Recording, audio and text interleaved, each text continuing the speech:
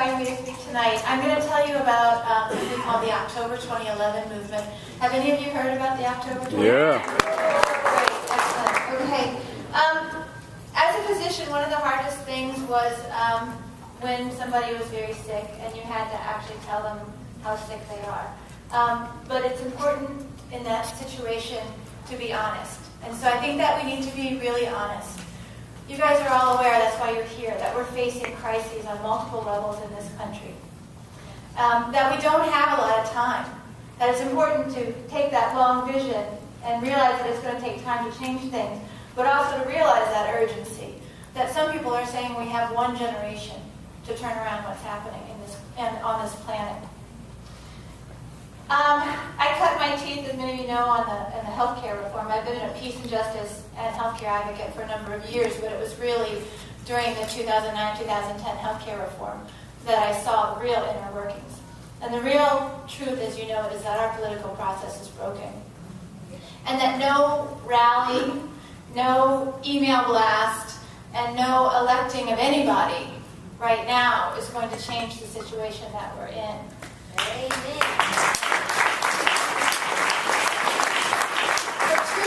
In this country, we've been voting for the lesser evil.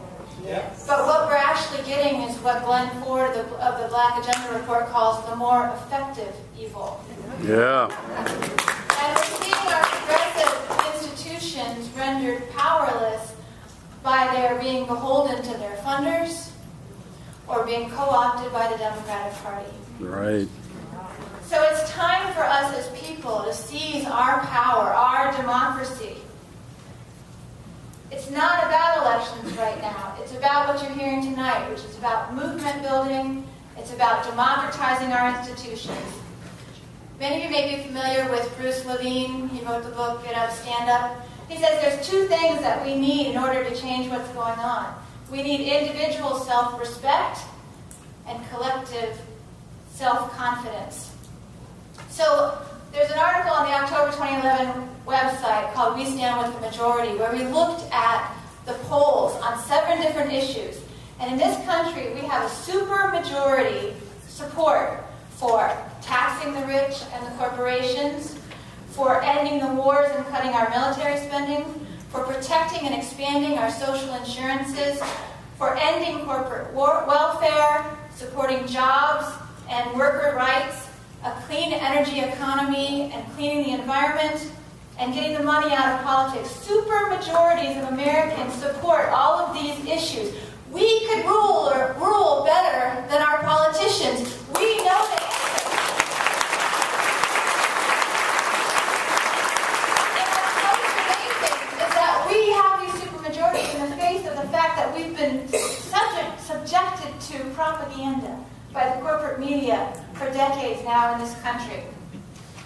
So the good news is that though we're facing crises on multiple levels, we actually have the solutions to these crises, and many of you in this room are working on the solutions to these crises right now. So the people, we here, are the ones that could do what needs to be done in this country. The problem is that while each of us work on our different issues, healthcare, ending the wars, getting corporate money out of our politics, we all run into the same obstacle, the fact that the corporations control the political process, they control the media. So it's time now for us to stop being divided in our work on these separate issues and to unify. And that's what October 2011 is about. While I was in Washington during the health reform process, doing whatever we could, working together to try to get single payer to be talked about, I learned 3 things. And I have to say, actually, I didn't come up with this. The initials are ICU, and a nurse said, "Oh, that's independent ICU, the intensive care unit. We're in a crisis. We need ICU." So the I stands for independent. Independent movements, independent media, and then independent politics. The C stands for clarity. We have to educate ourselves and be very clear on what the solutions are, because we see our language co-opted all the time. How many of you have been seeing the Move On, Rebuild the Dream, the stuff that's going around? Okay, how many of you think that Rebuild the Dream is supporting single payer? They're not. They say, offer Medicare for all. And then they use all the single payer language, but when you get to the last line, it says something like, we think every American should have the option to buy into Medicare. That's the public option, but you wouldn't know it unless you read it all the way through very carefully and with a critical eye. So we have to be clear. And we have to be uncompromising. The people across the water in Europe laugh at what we accept here in this country. That we're not out on the streets fighting for worker rights, for health care, for jobs, better education. Gandhi says, you can't compromise on fundamentals because it's all give and no take. So we have to be uncompromising. So that's what the October 2011 movement is about. It's a movement of individuals. It was people who came together and started this movement. It's organizations that are supporting it, but no organization is in charge of this movement. And we're starting our action on October 6th in Washington, D.C. That's the 10th anniversary of the invasion of Afghanistan. It's the first week of the new federal budget, which has unlimited spending for military, for austerity, for our human needs, for education, for food, for health care, Social Security. All these things are on the chopping block. We're not going to do a one-day rally. We're going to a Freedom Plaza and we're going to stay there. We already have thousands of people who signed up on our website, which amazes me during July and August. I think it's really hard to find people. Thousands of people have already signed up to stand with us in Freedom Plaza, even though we're not even giving a time when we're going to go away. We're inspired by what's been happening. We're inspired by Madison. I was here in March and I went into the Capitol and I was so amazed at the energy here, at the commitment here. And we're inspired by other movements around the world. Yeah.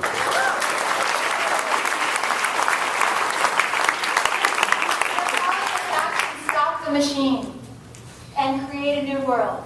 The machine is corporatism and militarism. And how do we stop it? We're going to have to stop it with nonviolent direct action and non-cooperation. Right on!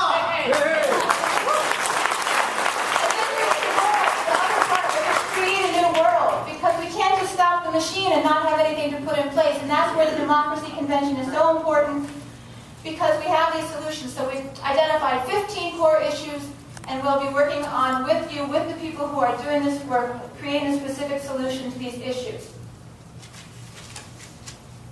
Gene Sharp, who many of you may be familiar with, we've been studying a lot of his writing as well as others lately.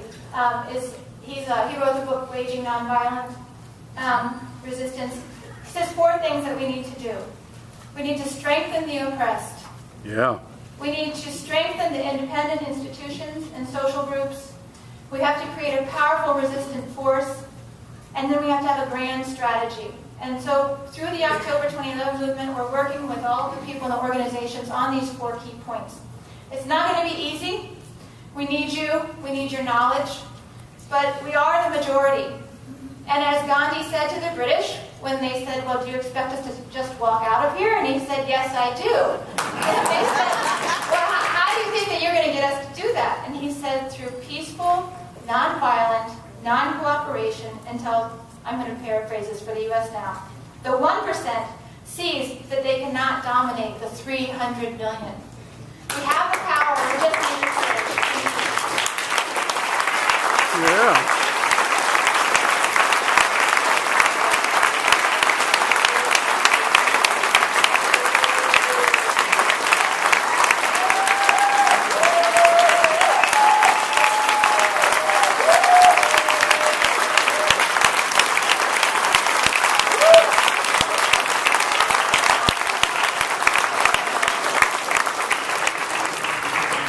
Margaret, I think a lot of people need the intensive care unit right now.